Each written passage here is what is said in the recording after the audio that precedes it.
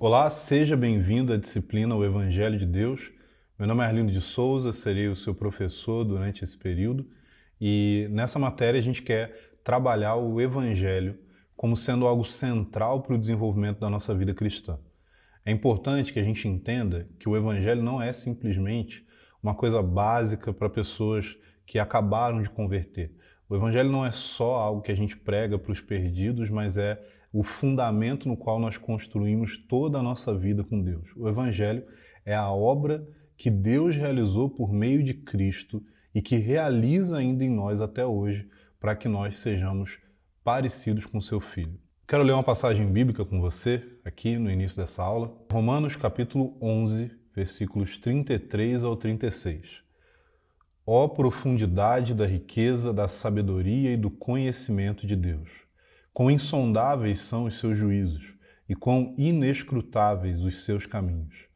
Pois quem conheceu a mente do Senhor? Quem se tornou seu conselheiro?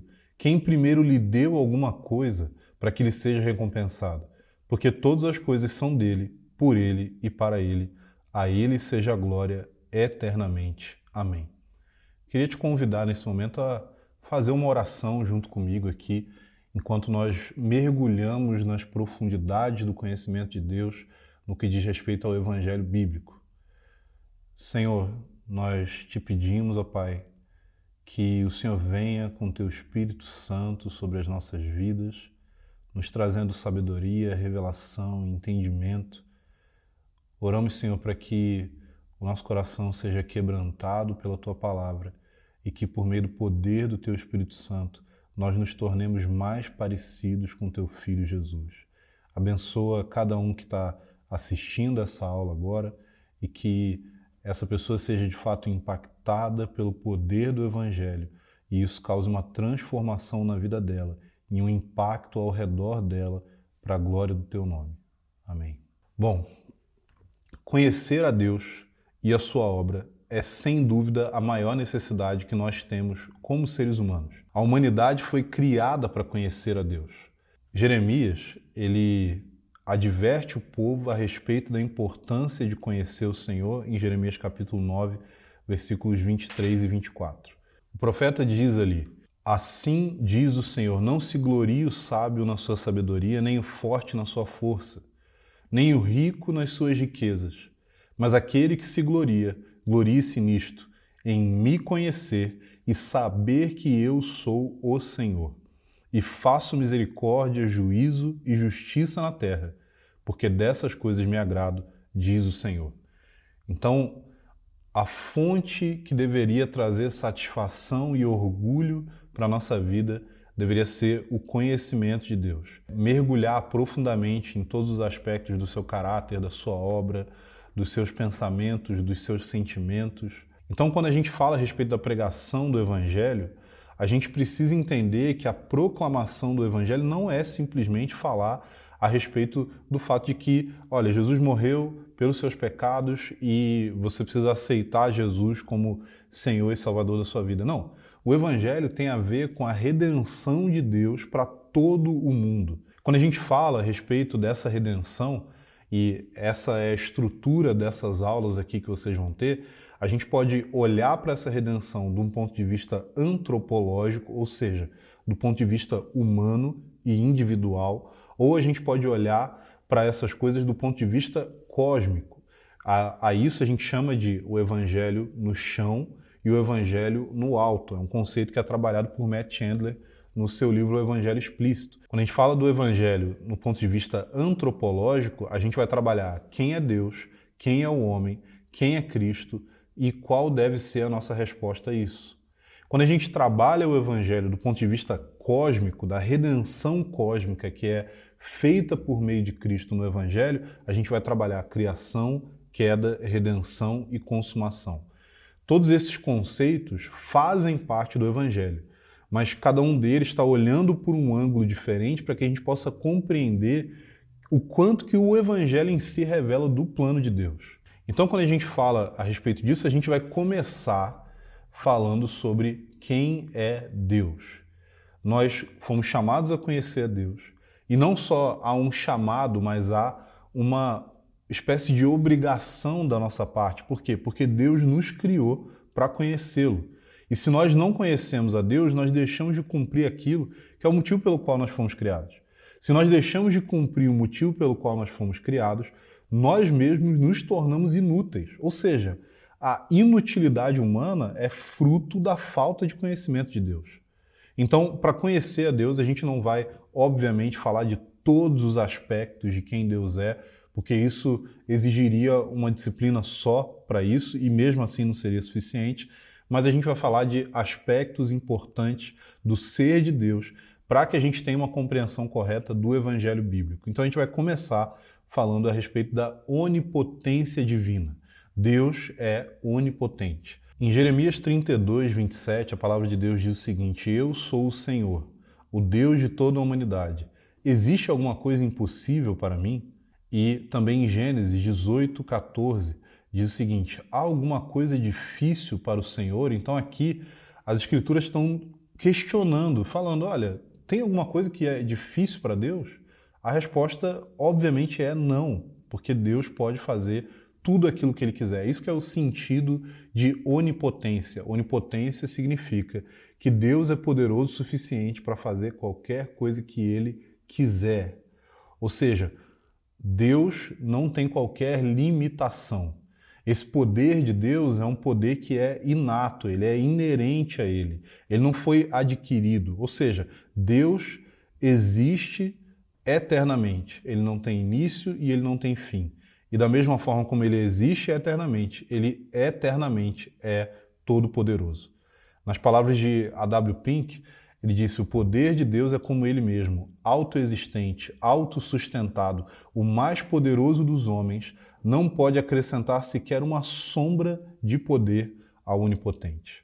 Em Salmos 89, versículos 11 e 12 diz: Teus são os céus, tua é a terra, tu estabeleceste o mundo e tudo que há nele, o norte e o sul, tu os criastes, o Tabor e o Hermon regozijam-se em teu nome.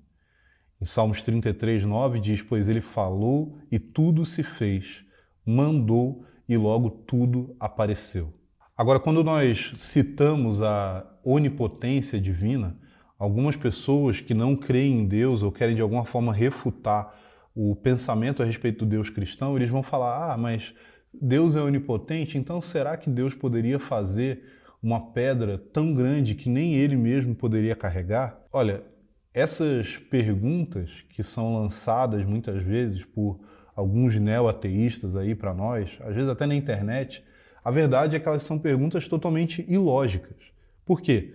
Porque a onipotência divina significa que Deus pode fazer tudo aquilo que Ele quiser. Uma coisa que Deus com certeza não quer é ficar dando satisfação para um ser que Ele criou e que está se rebelando contra Ele. Deus não nos dá satisfação. Deus usa o seu poder para cumprir os seus propósitos.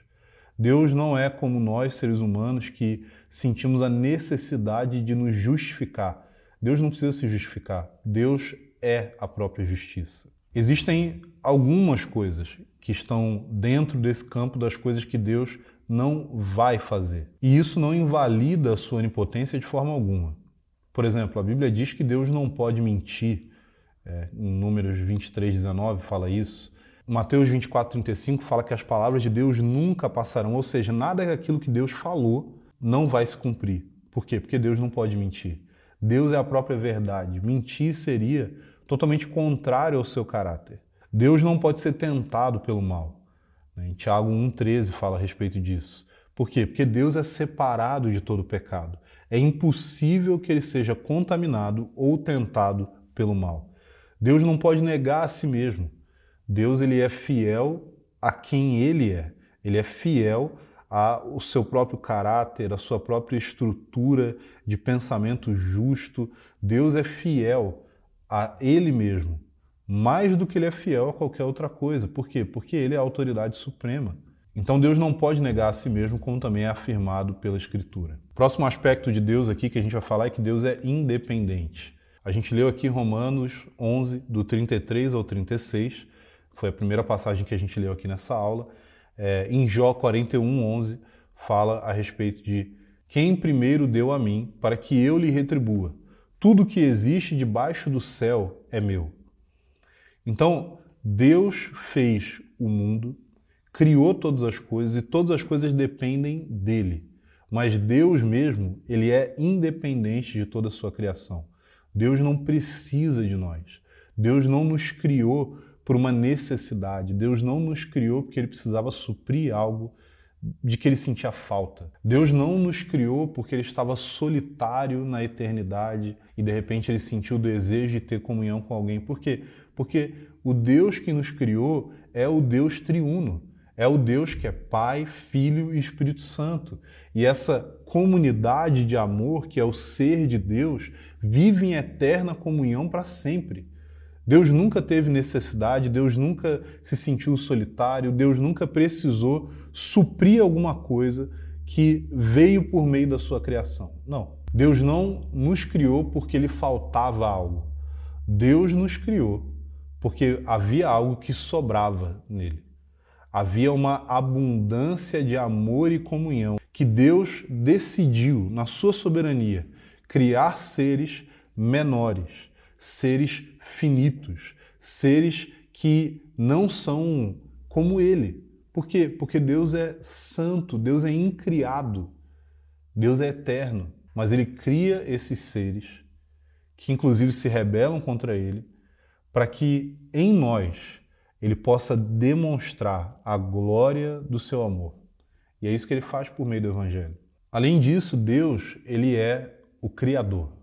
Esse é um outro aspecto, um outro atributo de Deus que a gente precisa prestar atenção. Gênesis 1:1, no princípio criou Deus os céus e a terra. Apocalipse 4:11, nosso Senhor e nosso Deus, Tu és digno de receber a glória, a honra e o poder, porque Tu criaste todas as coisas e, por Tua vontade, elas existiram e foram criadas.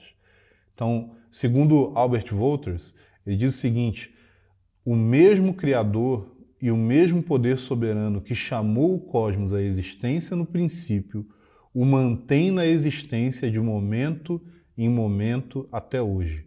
Ou seja, Deus não só criou todas as coisas, mas Deus sustenta todas as coisas. Não existe nada que possa existir sem o poder sustentador de Deus. Não tem nada que veio a existir sem o poder criador de Deus. Deus é o criador de todas as coisas.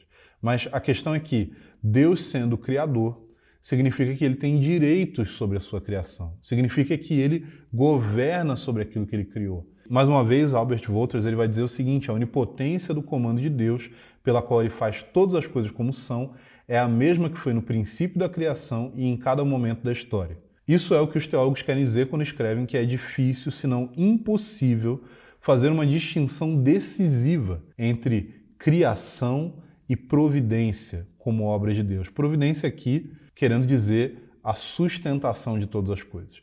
Continuando aqui na citação do Albert Wolters, a obra diária de Deus de preservar e governar o mundo não pode ser separada do seu ato de chamar o mundo à existência. No vocabulário de Deus, fazer e governar são sinônimos. Então Deus é a origem de tudo.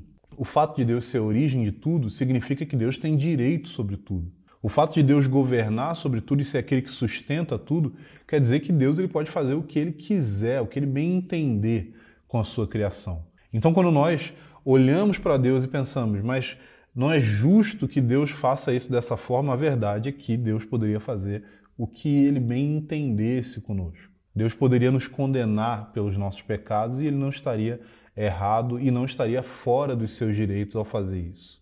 E o próximo ponto é que Deus é santo, ou seja, Deus é separado de todo o pecado. Mesmo antes que o pecado viesse a existir, como uma prática real, Deus já era santo. Ou seja, ser santo é ser separado do pecado. Ok, isso daí é uma coisa que existe uma concordância a respeito disso. Mas ser santo não pode ser somente ser separado do pecado. Por quê? Porque Deus é santo antes do pecado. E antes do pecado não havia necessidade de ter uma distinção entre o que era ou não separado do mesmo. Significando que Deus é santo por algum outro motivo além do fato dele ser separado do pecado. Então, qual que é esse motivo pelo qual a santidade de Deus é eterna, assim como o próprio Deus? Bom, a santidade de Deus é eterna, assim como o próprio Deus, porque Deus é separado do pecado e dedicado àquilo que é bom. Então, quando a gente fala a respeito de santidade, a gente não está falando só de separação do pecado. A gente não está falando só de separação de algo, mas a gente está falando de separação para algo. O único motivo pelo qual nós nos separamos do pecado é para que nós possamos nos separar para Deus. Então, ser santo tem a ver não só com você não viver uma vida pecaminosa, mas com você viver uma vida piedosa, uma vida de busca por Deus, uma vida de honra a Deus, uma vida em que você vive para a glória dele. E o fato de Deus ser santo significa que Deus, sendo santo eternamente, mesmo antes da existência do pecado, Deus, então, é eternamente separado daquilo que é mal e dedicado àquilo que é bom. Mas o que é o bem supremo de tudo, inclusive tudo além da criação, ou seja, do próprio Deus? O bem supremo é Deus.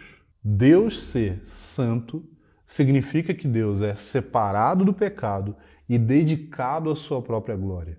Deus é separado daquilo que é mal e dedicado a si mesmo. Mas você pode perguntar assim, mas isso não significa que Deus é egocêntrico? É aí que eu te digo o seguinte, quando nós criticamos as pessoas por serem egocêntricas, existe um motivo. O motivo pelo qual você critica alguém por seu egocentrismo, muitas vezes é transmitido para essa pessoa em palavras como: você está achando que você é o centro do universo. Bom, no caso, Deus é o centro de todas as coisas. Deus é o fim de todas as coisas. Deus é o mais alto, o mais exaltado, soberano. Assim, Deus, ele de fato precisa olhar para si mesmo e se dedicar a si mesmo e honrar a si mesmo acima de tudo e de todos, porque do contrário, o próprio Deus estaria pecando.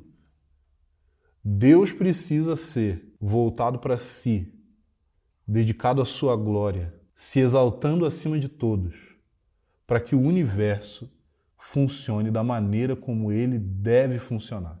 A santidade de Deus é enfatizada em toda a Escritura. Você tem passagens que vão falar a respeito de santificar o dia de sábado porque Deus descansou nesse dia.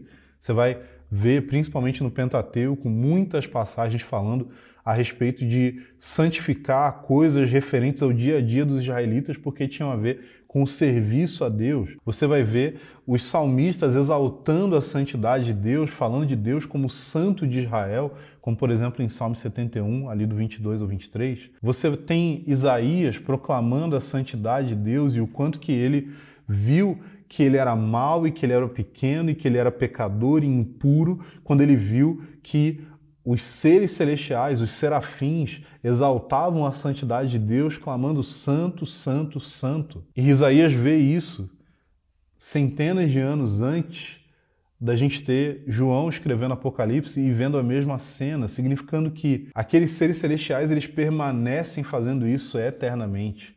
E isso não é pesado para eles, por quê? Porque eles estão deslumbrados com a santidade de Deus, com a glória dele. Além de Deus ser santo, nós também precisamos reconhecer que Deus é justo. Justiça, muitas vezes na Bíblia, é traduzida como retidão. Em Deuteronômio 32:4 vai dizer: ele é a rocha, suas obras são perfeitas, porque todos os seus caminhos são justos. Deus é fiel e nele não há pecado. É justo e reto. Tudo o que Deus faz é justo. Por quê? Porque Deus é o padrão de retidão. Não é que há uma justiça externa a qual Deus precisa se conformar. Não. A justiça externa a qual nós precisamos nos conformar é o próprio Deus. E qualquer estrutura, pensamento, ideia de justiça que contrarie aquilo que é justo diante de Deus está errada. Por quê? Porque qualquer outra justiça precisa ter uma base para existir. Se você vai dizer que Deus está sendo injusto, você está falando isso com base no quê? O que está te dando um fundamento para criticar a justiça de Deus? Porque eu posso te falar com toda certeza que só existe crítica à justiça de Deus em países no mundo que foram influenciados pelo cristianismo. Isso acontece porque o cristianismo veio com os valores divinos, e esses valores divinos mostraram que havia um valor específico no que diz respeito à liberdade humana. Então, as pessoas precisam ser livres, mas ao mesmo tempo, Deus nos chama para que nós entreguemos a nossa vida para Ele, vivamos para Ele de maneira voluntária. Então, quando a gente fala a respeito da justiça de Deus, a gente não está falando de uma justiça que ela é um código moral que é imposto sobre nós durante essa vida. Mas a gente está falando a respeito de um padrão moral que é a base de toda a existência. Só existem ateus em países que foram influenciados pelo cristianismo. E esses ateus existem ali porque o próprio cristianismo trouxe uma ênfase na liberdade do indivíduo e não no controle das pessoas. E isso daí possibilitou que essas pessoas pudessem ter opiniões divergentes das opiniões do próprio Deus. Isso não quer dizer que Deus não precise julgar essas pessoas. Isso quer dizer só que Deus, além dele ser justo, ele é paciente, ele é longânimo, ele espera, ele nos alcança com a sua palavra e nos chama para o arrependimento. Mas a questão é que a justiça dele é o padrão da realidade. Não só a justiça de Deus, mas como Deus, além de ser justo, ele é o juiz de toda a criação. Nós precisamos compreender que dentro da justiça de Deus há também a sua ira contra o pecado. Se Deus é totalmente dedicado àquilo que é bom e totalmente separado daquilo que é mal, como nos diz a sua santidade, nós precisamos entender que Deus, ao ser justo e santo, ele precisa julgar o mal. Ele não pode deixar o mal impune. Por quê? Porque ele é onipotente, ele pode fazer o que ele quiser, ele é o Criador, ele tem direito sobre a sua criação, ele é santo, quer dizer que ele é separado do mal e dedicado ao bem, e ele é justo, o que significa que o seu poder e soberania, junto com a sua justiça e santidade, precisam necessariamente produzir a sua ira. Por exemplo, a W. Pink vai dizer para nós o seguinte: a ira de Deus é uma perfeição divina, tanto quanto a sua fidelidade, o seu poder ou a sua misericórdia. Como poderia aquele que é a soma de todas as excelências olhar com igual satisfação para a virtude e para o vício, para a sabedoria e para a tolice? Como poderia aquele que é infinitamente santo ficar indiferente ao pecado e se negar a manifestar a sua severidade, como é dito para nós em Romanos 11, 22? A própria natureza de Deus faz do inferno uma necessidade tão real, um requisito tão imperativo quanto o próprio céu. Essas são as palavras de A.W. Pink. Bom, tudo que a gente vê a respeito do ser de Deus, a respeito dos seus atributos, como eu disse aqui, da sua independência, da sua soberania, da sua justiça, da sua santidade, da sua onipotência, tudo isso mostra para nós que, diante de seres humanos pecadores, Deus não podia simplesmente ignorar as nossas transgressões. Deus não podia simplesmente deixar de lado aquilo que a gente fez. Ele é santo, ele é soberano, mas ele também é justo. E a justiça tem a ver com recompensar aquilo que é bom e punir aquilo que é mal. Deus não pode nos deixar impunes. E é exatamente por isso que nós precisamos compreender o Evangelho. Porque se você não compreender de fato a profundeza do Evangelho, a profundidade do conhecimento de Deus, da glória de Deus na face de Jesus Cristo por meio do Evangelho, a verdade é que a nossa vida cristã vai ser defeituosa. Nós vamos achar que a obra de Deus é algo muito menor do que de fato ela é. E se nós acharmos isso, a glória do Evangelho vai ficar encoberta para nós. E nós vamos continuar tratando o Evangelho como sendo algo para principiantes, algo para recém-convertidos ou para pessoas que não conhecem Jesus. Você sabe que a gente pode ter duas atitudes em relação ao Evangelho de Jesus Cristo. Uma dessas atitudes é você olhar para o Evangelho, e mais uma vez eu cito aqui o livro do Matt Chandler, o Evangelho Explícito, a gente pode olhar para o Evangelho como algo que todo mundo sabe, todo mundo entende. A gente usa palavras como, por exemplo, a própria palavra Evangelho, e a gente parte do pressuposto que as pessoas sabem do que a gente está falando. A gente fala assim, não, ó, você está precisando do Evangelho, você precisa conhecer o Evangelho. Ah, estou no Evangelho. Mas o que é o Evangelho? O Evangelho, ele pode ser implícito. Ele pode ser algo que nós partimos de um pressuposto de que todo mundo sabe o que é, de que todo mundo compreende a sua profundidade. Mas, de acordo com Matt Chandler, o Evangelho precisa ser explícito, ele precisa ser proclamado, ele precisa ser visto, ele precisa ser falado entre nós. Por quê? Porque o Evangelho não é só o início da vida cristã. O Evangelho é todo o caminho que nós percorremos até que nós encontremos com Jesus naquele dia em que nós o veremos face a face. Muito obrigado e até a próxima aula.